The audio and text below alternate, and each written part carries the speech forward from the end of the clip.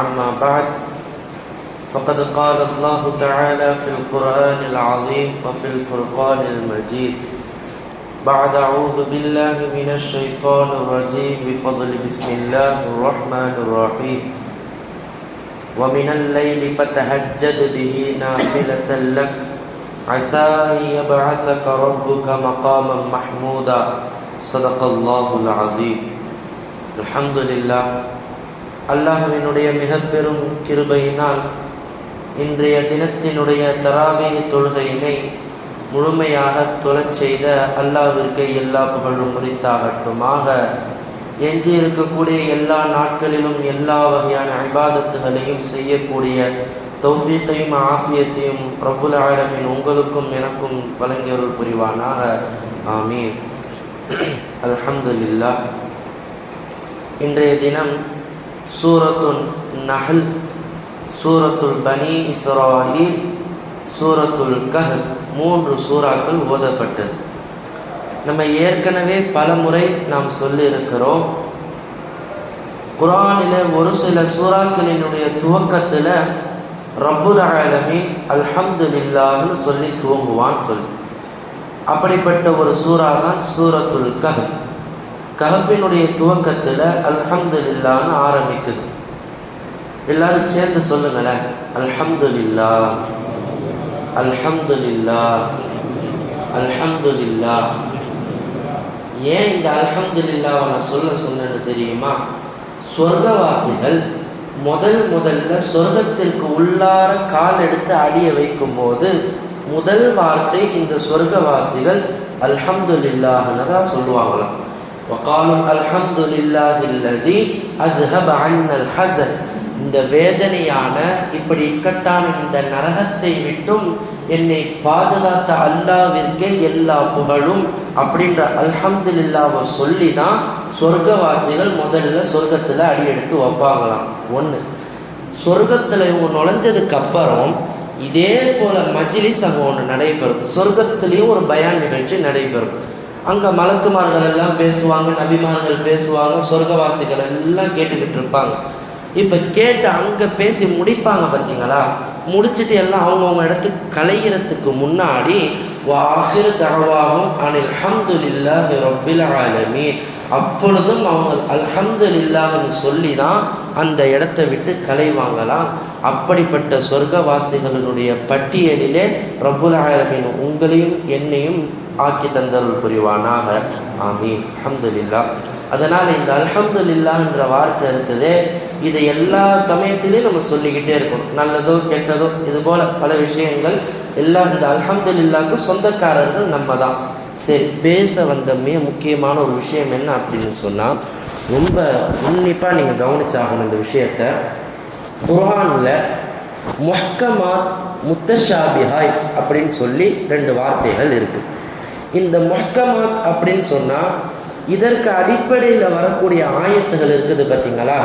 இந்த ஆயத்துகளில் நம்ம நேரடியாக சட்டம் எடுக்கலாம். இந்த ஆயத்தில் அல்லாஹ் தஆலா நேரடியாக உபதேசங்கள் செய்வான். நம்ம அந்த உபதேசங்களை கேட்கும் போதே நமக்கு விளக்கம் வந்துடும். இப்போ ஜினா செய்யாதீங்க, பெற்றோர்களை பார்த்துக்கங்க, இஸ்ராஃப் செய்யாதீங்க, நீங்கள் கரெக்டாக இருங்க, இப்படின்னு அல்லாஹ் தஆலா சொல்லக்கூடிய வார்த்தைகளில் நம்ம நேரடியாக சட்டம் எடுக்கலாம். இதுக்கு முஹ்கமாத்துன்னு சொல்லுவாங்க. இன்னொன்று இருக்குது பார்த்தீங்களா, முத்தஷாபிஹாத். இந்த முத்தஷாபிஹாத் அப்படின்னு சொல்கிறது, இதுலேருந்து எந்த சட்டமும் நம்ம எடுக்க முடியாது.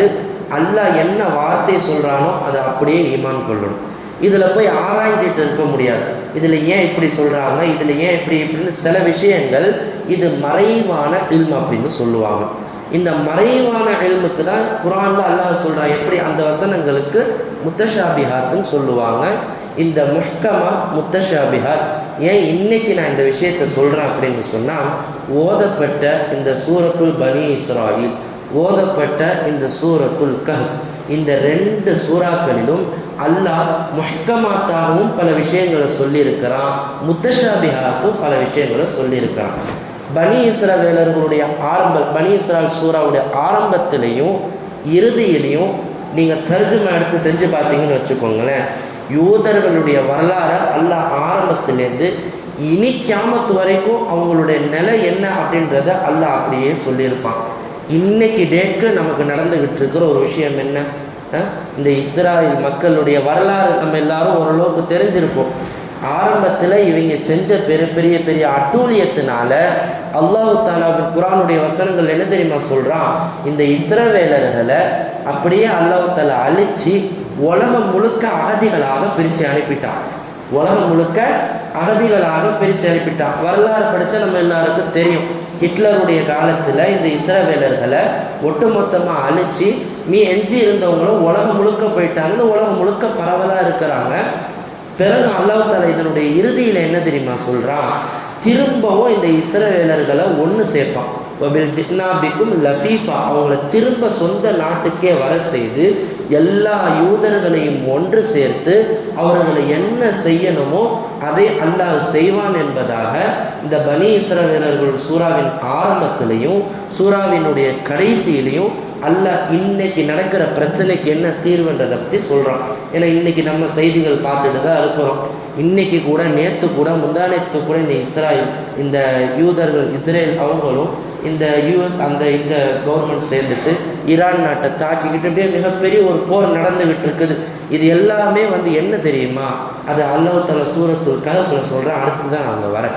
சரி, இஸ்ராயலுடைய ஆரம்பத்திலையும் கடைசியில் அல்லாஹ் இதை பேசுகிறான். இஸ்ராயலுடைய நடுவில் அல்லாஹ் என்ன தெரியுமா பேசுகிறான்? ஒரு 24 உபதேசங்களை அல்லாஹ் சொல்கிறான். அப்படி ஒரு 24 உபதேசங்களை அல்லாஹ் சொல்கிறான். இந்த உபதேசங்களை ஆரம்பிக்கும் போது வகதா ரப்புக அல்லா தஅபுது இல்லா இய்யாஹு வபில் வாலிதைனி இஹ்சானா, இதில் ஒரு ஆரம்பத்தில் இருக்கக்கூடிய 6 உபதேசங்களை அல்லாஹ் தஆலா பெற்றோர்களுக்காக வேண்டி சொல்கிறான். இதை நம்ம தெரிஞ்சுக்கணும். பெற்றோர்களை அல்லாஹ் சொல்கிறான், பெற்றோர்களுக்கு நீங்கள் உபகாரம் செய்யுங்கள், பெற்றோர்களை சீ என்று நீங்கள் சொல்லிவிடாதீர்கள், பெற்றோர்களிடத்தில் கனிவாக நடந்து கொள்ளுங்கள், பெற்றோர்களிடத்தில் இனிமையாக பேசுங்கள், பெற்றோர்களை சங்கையாக நடத்துங்கள். கரீம் அல்லாஹ் வார்த்தை சொல்கிறான், சங்கையாக நடத்துங்கள். கடைசியாக 6வது அல்லாஹ் சொல்கிறான், பெற்றோர்களுக்காக துஆ செய்யுங்கள். ரப்பனா ரப்பிர்ஹம்ஹுமா கமா ரப்பயானி ஸகீரா, பெற்றோர்களுக்காக நீங்கள் துஆ செய்யுங்கள் அப்படின்னு சொல்லி இந்த சூரத்துல் பனி இஸ்ரவேலில் ஒரு 6 விஷயங்கள் பெற்றோர்களுக்காகவும் மீதம் இருக்கக்கூடிய விஷயங்கள் உம்மத்துக்காக பல விஷயங்கள், இஸ்ராஃபுடைய விஷயம், ஜினாவுடைய விஷயம், அனாதைகளுடைய சொத்து திருடக்கூடாதுன்ற இப்படி பல விஷயங்கள் அல்லாஹ் பேசுகிறான். இது பனு இஸ்ராயில் சூறாவுடைய ஒரு சின்ன ஒரு சுட்டு வருக்கு. பேச வரவுடைய மிக முக்கியமான விஷயம் என்னன்னு சொன்னால் சூரத்துல் கஹ்ஃப். இன்னைக்கு யாராலையும் இந்த சூறாவை மறுக்கவும் முடியாது, மறக்கவும் முடியாது. அது மாதிரி நம்மளுடைய வாழ்க்கையில் பிணைய வேண்டிய ஒரு சூறா. இந்த சூரத்துல் கஹ்ஃப்ல ரப்புல் ஆலமீன் பல செய்திகளை சொல்கிறான். பெருமானார் ஸல்லல்லாஹு அலைஹி வஸல்லம் அவர்கள் இந்த சூரத்துல் கஹ்ஃபினுடைய சிறப்புகளை குறித்து பல விஷயங்கள் சொல்லியிருக்கிறாங்க.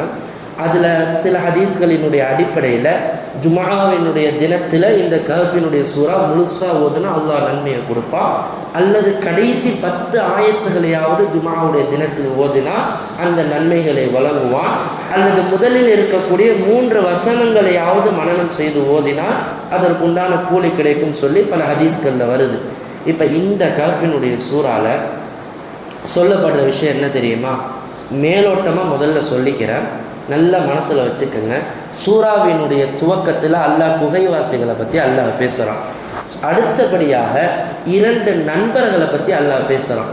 ஒரு நண்பரிடத்தில் தோட்டம் துலாசம்னு நிறைய செல்வத்தை அல்லாஹ் கொடுத்துருந்தான், இன்னொரு நண்பரிடத்தை ஏழ்மையாக வச்சு அல்லாஹ்வினுடைய அடியாராக வச்சுருந்தான். இவங்க 2 பேருக்கு நடந்த ஒரு அனுபவத்தை, ஒரு படிப்பினையை அல்லாஹ் 2வதாக சொல்கிறான். 3வதாக ஹிதர் அலைஹிஸ்ஸலாத்து வஸ்ஸலாம் அவர்களுக்கும் மூசா அலைஹிஸ்ஸலாத்து வஸ்ஸலாம் அவர்களுக்கும் மத்தியில் நடந்த ஒரு உரையாடல்களையும், அது ஒரு பாட இதுன்னு கூட சொல்லலாம், பாடசாலை. அல்லாஹ் தஆலா இல்ம மூசா அலைஹிஸ்ஸலாத்து வஸ்ஸலாம் அவர்களுக்கு கற்றுக் கொடுத்தான். அப்படிப்பட்ட ஒரு விஷயத்தை பற்றி அல்லாஹ் பேசுகிறான். கடைசியாக துல்கர்னைன் அப்படின்னு என்று அழைக்கப்படக்கூடிய ஒரு அரசரை குறித்து அல்லாஹ் தஆலா இத்தனை விஷயங்களும் சூறால அல்லாஹ் பேசுகிறான். இதில் நம்ம இன்னைக்கு பேச போகிற ஒரு விஷயம் என்ன அப்படின்னு சொன்னால் ஹதர் அலைஹிஸ்ஸலாத்து வஸ்ஸலாம் அவர்களை பற்றி. இந்த ஹதர் அலைஹிஸ்ஸலாம் அவங்க யாருக்காவது தெரியுமா? யாருக்காவது தெரியுமா? அந்த ஹதர் அலைஹிஸ்ஸலாம் அப்படின்றவங்க யாருன்னு தெரியுமா? கேள்விப்பட்டிருக்கீங்களா? சரி, தெரிஞ்சுக்கோங்க. இந்த ஹதர் அலைஹிஸ்ஸலாத்தை பற்றி அல்லாஹ் தஆலா நான் முதல்ல ஒரு விஷயம் சொன்னேன் பார்த்தீங்களா, முஹ்கமாத் முத்தஷாபிஹாயத்துன்னு சொன்னேன் பார்த்தீங்களா. முஹ்கமாத்துன்ற விஷயத்தை நம்மளால் நோண்ட முடியும், முத்தஷாபிஹாயத்துன்ற விஷயத்தை நம்மளால் நோண்ட முடியாது. அது என்ன அல்லாஹ் சொல்கிறானோ அப்படியே நம்ம நம்பணும். இந்த ஹதர் அலைஹிஸ்ஸலாத்து வஸ்ஸலாம் அவர்களை இவங்க மனிதரா அல்லது மலக்கா, நல்லா விளங்கிக்கணும். இவங்க மனுஷனா அல்லது மலக்கா அப்படின்ற விஷயத்தில் பல கருத்து வேறுபாடுகள் இருக்குது. சில உலமாக்கள் இவர்களை மனிதர் தான், இவர் ஒரு மனிதர் தான், அல்லாஹ் தஆலா ஆதமுக்கு மகனாகத்தான் இவரை பிறக்கச் செய்தான்னு பெரும்பாலான உலமாக்கள் சொல்கிறாங்க. இன்னொரு பெரும்பாலான உலமாக்கள் என்ன சொல்கிறாங்க அப்படின்னு சொன்னால், இவங்க மனிதர் அல்ல, இவங்க மலக்கு, ஏன்னா இவங்களுக்கு கியாமத் வரைக்கும் மௌத்தே கிடையாது அப்படின்னு சொல்லி இன்னும் சில உலமாக்கள் சொல்கிறாங்க. அடுத்தபடியாக இவங்க நபியா அல்லது சாதாரண ஒரு மனிதரா, அந்த விஷயத்திலையும் சில கருத்து வேறுபாடுகள் இருக்குது. அதில் நம்ம நபின்னு எடுத்துக்கிட்டோம் அப்படின்னு சொன்னால், 4 நபிமார்களுக்கு அல்லாஹ் தஆலா மௌத்தே கொடுக்கல. 4 நபிமார்களுக்கு அல்லாஹ் மரணத்தையே கொடுக்கல. 2 நபிமார்கள் வானத்தில் இருக்கிறாங்க, 2 நபிமார்கள் உலகத்தில் இன்னும் வசிச்சுக்கிட்டு இருக்கிறாங்க. அதில் 2 நபிமார்கள் யாருன்னு சொன்னால், அதில் இத்ரீஸ் அலைஹிஸ்ஸலாத்து வஸ்ஸலாம் அவங்கள அல்லாஹ் தஆலா வானத்தில் உயர்த்திட்டான். ஈசா அலைஹிஸ்ஸலாத்து வஸ்ஸலாம் அவர்களையும் அல்லாஹ் வானத்தில் உயர்த்திட்டான். இவங்க 2 பேரையும் வானத்தில் வச்சுருக்கான். இன்னொன்று சொல்லப்படுகின்ற 2 நபிமார்கள், ஒன்று இலியாஸ் அலைஹிஸ்ஸலாத்து வஸ்ஸலாம் அவர்களையும் இந்த ஹதர் அலைஹிஸ்ஸலாத்து வஸ்ஸலாம் அவர்களையும் அல்லாஹ் தஆலா இன்னும் இந்த உலகத்தில் தான் வாழ வச்சிருக்கிறான்னு சொல்லி பெரும்பான்மையான உலமாக்கள் இவர்களை பற்றி சொல்கிறாங்க. சரி, இந்த ஹதர் அலைஹிஸ்ஸலாத்து வஸ்ஸலாம் அவர்களை அல்லாஹ் நமக்கு எப்படி அறிமுகம் செய்கிறான்னு சொன்னால், இந்த சூரத்துல் கஹ்ஃப்ல தான். மூசா அலைஹிஸ்ஸலாத்து வஸ்ஸலாம் அவர்களுக்கு அல்லாஹ் தஆலா தௌராத் வேதத்தை கொடுத்தான். அப்போ மூசா அலைஹிஸ்ஸலாத்துக்கு ஒரு எண்ணம் வருது, நம்ம எல்லாமே நம்ம படிச்சுட்டோம், நமக்கு எல்லாமே ஓரளவுக்கு நமக்கு தெரிஞ்சுக்கிட்டோம் அப்படின்ற ஒரு சிந்தனை வருது.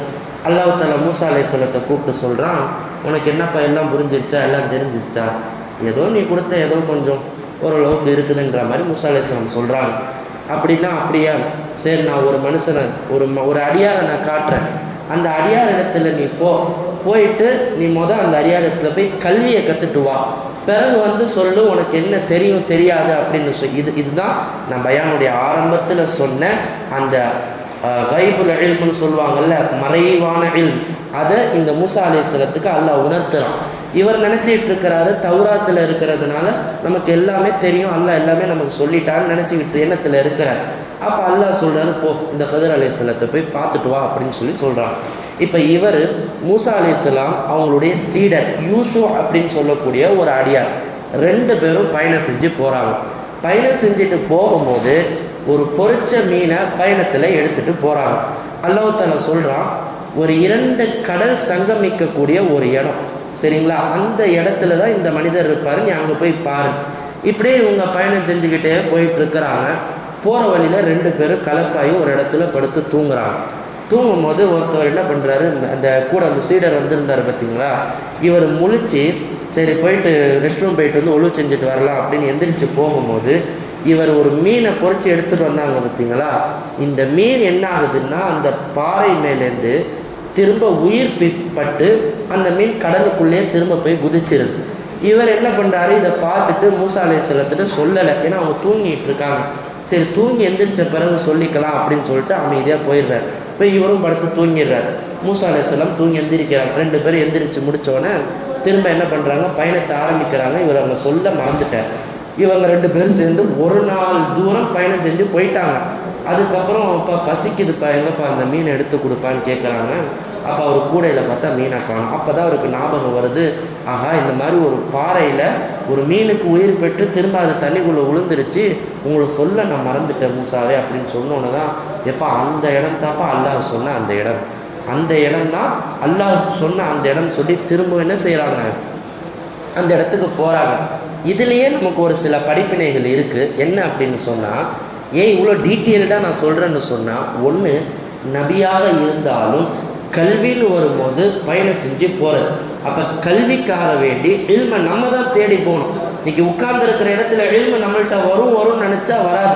ஒரு நபியாக இருந்தாலும் இல்ம் என்றால் தான் தேடி போனால்தான் கிடைக்கும் என்பதை இந்த சம்பவத்தினுடைய துவக்கத்தில் அல்லாஹ் தஆலா நமக்கு உணர்த்துறான். ஒன்று, இன்னொன்று, இன்னைக்கு நம்மள சிலர்கள் எனக்கு எல்லாம் தெரியும், இன்னைக்கு நம்மள சிலர்கள் எனக்கு எல்லாமே தெரியும், நீங்கள் என்ன சிலர் சொல்கிற எனக்கு எல்லாம் தெரியும் அப்படின்ற ஒரு எண்ணத்தில் இருக்கிறாங்க பார்த்தீங்களா. அவர்களுக்கு இது ஒரு மிகப்பெரிய ஒரு பதிலடி. மூசா அலைஹிஸ்ஸலாத்து வஸ்ஸலாம் அல்லாஹ்வோட டைரக்ட் கனெக்ஷன் வச்சிருக்கக்கூடிய அந்த நபிக்கு நாம் செல்லக்கூடிய பாதை எங்கன்னு தெரியல. அல்லாஹ் மறக்கடிச்சு வச்சானா இல்லையா? அப்போ நபியாக இருந்தாலும் அவர்களுக்குன்னு என்ன அறிவை அல்லாஹ் கொடுத்திருக்கிறானோ அது மட்டும்தான் அவங்களுக்கு. இதை தாண்டி எல்லாம் தெரிந்த எண்ணம் நபிமார்களுக்கே இல்லை, எனவே நமக்கும் இல்லை என்பது இந்த சம்பவத்தினுடைய ஆரம்பம் நமக்கு புரிய வைக்குது. சரி, இவங்க வந்து சேர்றாங்க. வந்து பார்த்தோன்னா ஹிதர் அலைஹிஸ்ஸலாத்தை பார்த்துடுறாங்க.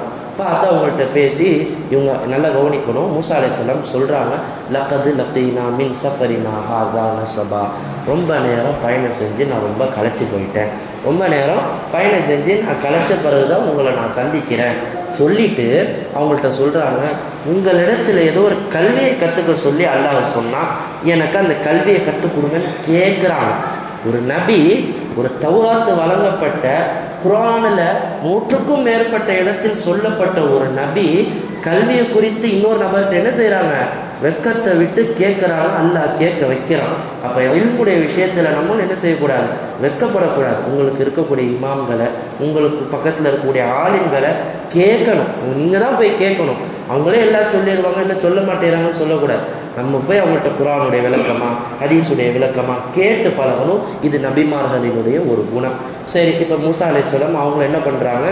ஒரு கப்பலில் ஏறி பயணம் செஞ்சு ஒரு தீவுக்கு போகிறாங்க.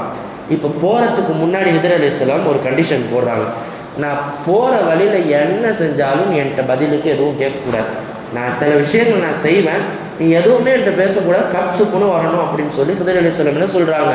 மூசா அலைஹிஸ்ஸலாத்துக்கு கண்டிஷன் போடுறாங்க. இவங்க கப்பலில் ஏறி போகிறாங்க, ஒரு தீவை அடைகிறாங்க. ஒரு தீவை அடைஞ்சோடனே இவங்க கப்பல்லேருந்து வெளியே வந்துட்டு என்ன செய்கிறாங்க? அந்த கப்பலில் ஒரு ஓட்டையை போட்டு விட்டுறாங்க. கப்பலில் ஒரு ஓட்டையை போட்டு விட்டுறாங்க. ஓட்டையை போட்டால் என்ன ஆகும்? கப்பல் தண்ணியில் மூழ்கிருமா இல்லையா? மூசா அலைஹிஸ்ஸலாத்துக்கு ஒரே சந்தேகம், என்னங்க வந்த கப்பலை இப்படி ஓட்டையை போட்டு விட்டீங்க என்னங்க அப்படின்னு சொல்லி கேட்குறாங்க. ஆரம்பத்தில் என்ன சொன்னேன்? எதுவும் கேட்கக்கூடாது சொன்னேன்னா இல்லையா? அமைதியாக இருங்க அப்படின்னு சொல்லுவாங்க. அமைதியாக இருக்கிறாங்க. அடுத்ததாக உள்ளே போகிறாங்க. ஒரு சிறுவன் ஒருத்தன் ஓடி வரான். இந்த சிறுவனை என்ன பண்ணிடுறாங்க? டக்குன்னு பிடிச்சி அவன் கழுத்தை முறுக்கி கொலை பண்ணிடுறாங்க. யார்? ஹிதர் அலைஹிஸ்ஸலாம். இப்போ மூசா அலைஹிஸ்ஸலாத்துக்கு பொறுக்கலை, இன்னும் அழகான ஒரு சிறுவன், அந்த சிறுவனை போய் கழுத்தை பிடிச்சி இப்படி திரும்பி போட்டிங்களே என்ன காரணம்? ஆரம்பத்தில் என்ன சொன்னால் அமைதியாவா அப்படின்னு சொல்லி கூப்பிட்டு போகிறாங்க. மூணாவதாக போய் பார்க்குறாங்க. ஒரு மக்கள்கிட்ட போய் விருந்து உபசரிப்பை பற்றி கேட்குறாங்க. அந்த மக்கள் இவங்களுக்கு எந்த ஒரு எதுவுமே பண்ணலை, ஒரு வெறுப்பாக தான் பார்க்குறாங்க. இப்போ அந்த மக்களுக்காக வேண்டி ஒரு இடத்துல என்ன பண்ணுறாங்க? ஹிதர் அலைஹிஸ்ஸலாம் ஒரு மதில் சுவரை கட்டுறாங்க. ஒரு மதில் சுவரை அப்படியே அழகாக கட்டி அதை இது பண்ணிட்டு வராங்க. அப்போ உடனே இவங்க மூசா அலைஹிஸ்ஸலாம் கேட்குறாங்க, என்ன நீங்கள் வந்த கப்பலை ஓட்ட போடுறீங்க, ஒரு அழகான குழந்தை என்னென்னா கழுத்தை நெரிச்சு போடுறீங்க, ஒரு ஊர் மக்களே நமக்கு உதவி செய்ய மாட்டேன்னு சொல்கிறாங்க, அவங்களுக்கு போய் இப்படி சவுறு ஏற்றி வைக்கிறீங்களே, என்னது அநியாயம் அப்படின்னு சொல்லி இப்படியே அவங்க கேட்ட உடனே, நீ பேசுகிறதெல்லாம் பேசி முடிச்சிட்டியான்னு கேட்குறாங்க ஹிதர் அலைஹிஸ்ஸலாம். இதான் கேட்குறாங்க, பேசுகிறதெல்லாம் பேசி முடிச்சிட்டியா? நான் முடிச்சுட்டேன், நீங்கள் விளக்கத்தை சொல்லுங்க. அப்போ தான் அவங்க சொல்கிறாங்க, நீ ஆரம்பத்தில் கப்பலை நான் ஓட்ட போட்டேன் பார்த்தியா, அது என்ன அப்படின்னு சொன்னால், இந்த கப்பலின் மூலமாக ஒரு தவறான ஒரு பயன்படுத்தலுக்காக இந்த தீவிலேருந்து ஒரு கொள்ளை கூட்டம் வரத்துக்காக வேண்டி இருந்துச்சு, அது வரக்கூடாதுன்றதுக்காக கப்பலில் நான் ஓட்டையை போட்டு இது பண்ணிட்டேன். ரெண்டாவது, இந்த சிறுவனுடைய கழுத்தை உடைச்ச பார்த்தியா, இந்த சிறுவன் நாளைக்கு பெரியவனாகி இந்த மக்களுக்கு அநியாயம் செய்யக்கூடிய அரசனாக ஆக வேண்டி இருந்த ஒரு சிறுவன், அந்த சிறுவனுடைய கழுத்தை நான் முடிச்சு இங்கே நான் கொண்டுட்டேன். மூணாவதாக இங்கே ஒரு சவுறு ஒன்று கட்டுறேன் பார்த்தீங்களா, இந்த சவுத்துக்கு கீழே யத்தீம்களுடைய சில அவங்களுடைய அந்த சொத்துக்கள் பாதுகாக்கப்படுவதற்காக நான் அந்த சவுரை அங்கே கட்டி நான் அதை பாதுகாத்துட்டு நான் வந்தேன் அப்படின்னு இந்த 3 விஷயத்த சொல்லி அவங்களுக்கு பாடம் புகட்டுறாங்க. இதில் நமக்கு மிகப்பெரிய ஒரு படிப்பினை என்ன தெரியுமா? நமக்கு நல்லா கவனிக்கணும், இந்த உலகத்தில் எவ்வளவோ விஷயங்கள் நடக்குது. இன்றைக்கி நம்ம தினசரி செல்ஃபோனில் நியூஸில் தகவல் பார்க்குறோம், நமக்கே உள்ளுணர்வு சொல்லும், பலஸ்தீனில் இத்தனை குழந்தைங்க இறந்து போகிறாங்களே, அல்லாஹ்க்கு கருணை இல்லையா? யோசனை வரும். அல்லாஹ்க்கு கருணை இல்லையா? இன்னைக்கு ஈரானில் 1000க்கும் மேற்பட்ட மக்கள் எல்லாம் வெடித்து செதறி கிடக்கிறாங்களே, ஒரு வகையில் அவங்களும் முஸ்லீம் தானே, அல்லாஹ்க்கு கருணை இல்லையா அப்படின்னு பல விஷயங்கள் நம்மளோட மண்டையில் பல கேள்விகள் எல்லாம் ஓடும். எப்படி மூசா அலைஹிஸ்ஸலாத்து வஸ்ஸலாம் அவர்களுக்கு இந்த மறைவான விஷயத்தை அல்லாஹ் தஆலா விலக்கி தந்தாலும் உன்னுடைய அறிவுக்கு நீ யோசிக்காத. இதான் முத்தஷாபிஹாத். உன்னுடைய அறிவுக்கு நீ யோசிக்காத. உலகத்தில் என்ன நடக்குதோ அது நடக்கும். அது எதுவாக இருந்தாலும் அல்லாஹ்வுடைய புறத்திலேருந்து நடக்கிறது தான். எல்லாத்துக்கும் ஒரு காரணம் வச்சிருப்பான். அந்த காரணம் அல்லாஹ் மட்டும்தான் தெரியும். அந்த காரணம் அல்லாஹ்வுக்கு மட்டும்தான் தெரியும். அது நம்மளால் அதை கண்டுபிடிக்கவே முடியாது. நோண்டி லாஜிக் தேடி இந்த வரலாறு அங்கே சேர்த்து முடியவே முடியாது. அல்லாஹ் இது எங்கே தெரியுமா அல்லாஹ் சொல்கிறான்? சூரத்துல் ஆல இம்ரானுடைய ஆரம்பத்திலே சொல்லிட்டான். எப்போ முஹ்கமாத்துன்னு ஒன்று இருக்குது, முத்தஷாபியாத்துன்னு ஒன்று இருக்குது. இந்த குர்ஆனை நீ ஆராய்ச்சி செய்யும் போது முஹ்கமாத்தை மட்டும் நீ எடு, முத்தஷாபியத்தை ஈமான் கொண்டுட்டு போன்னு அல்லாஹ் ஆரம்பத்திலேயே சொல்லிட்டான். அப்போ ஆரம்பத்திலேருந்தே இப்போ குர்ஆனில் வரக்கூடிய விஷயங்களை நம்ம எப்படி கையாளணும்னு சொன்னால், நம்ம என்ன செய்யணும்? சட்டங்கள் எடுக்கிற மாதிரி உள்ள விஷயங்களை எடுத்துக்கணும். இந்த மாதிரி மறைவான விஷயங்கள், இப்போ உலகத்தில் நடக்கிற விஷயம் என்னென்னமோ நடக்குது. ஒவ்வொரு நாள் செய்தி எடுத்தால் ஒரு நாள் ஒரு ட்விஸ்ட்டு. அது அந்த உலக விஷயத்தை இங்கே பேசுகிறதுக்கு எனக்கு விருப்பம் இல்லை. ஆனால் உங்களுக்கு புரியும் நான் சொல்கிற விஷயங்கள் எல்லாம். அரசியலில் என்னென்ன நடக்குது, உலகத்தில் என்ன நடக்குது, பெரு உலக போர்கள் எப்படி நடக்குது, இது எல்லாமே மறைவான அறிவு. இது எல்லாத்தினுடைய அறிவு யாருக்கு தெரிந்த? அல்லாஹ்விடத்தில் மட்டும்தான் இருக்குது. இங்கே மூசா அலைஹிஸ்ஸலாத்து வஸ்ஸலாம் அவர்களை போல நம்ம ஆராய்ச்சி எதுவுமே செய்யக்கூடாது. எனவே இருக்கக்கூடிய இந்த குர்ஆனுடைய ஒவ்வொரு சட்டங்களையும் நுணுக்கமான விஷயங்களையும் ரப்புல் ஆலமீன் விளங்கக்கூடிய புரியக்கூடிய தௌஃபீக்கை அல்லாஹ் உங்களுக்கும் எனக்கும் வழங்கி அருள் புரிவானாக. வ ஆகிரு தஅவானா அல்ஹம்துலில்லாஹி ரப்பில் ஆலமீன். நஹ்மதுஹு நவைத்து ஸௌம கதின் அன் அதாஇ ஃபர்து ரமலான ஹாதிஹி ஸனதி லில்லாஹி தஆலா. இந்த வருடத்து ரமலான் மாதத்தின் ஃபர்தான நோன்பை அதாவாக நாளை நோக்க நியத்து செய்கிறேன் அல்லாஹ்வுக்காக. ஸல்லல்லாஹு அலைஹி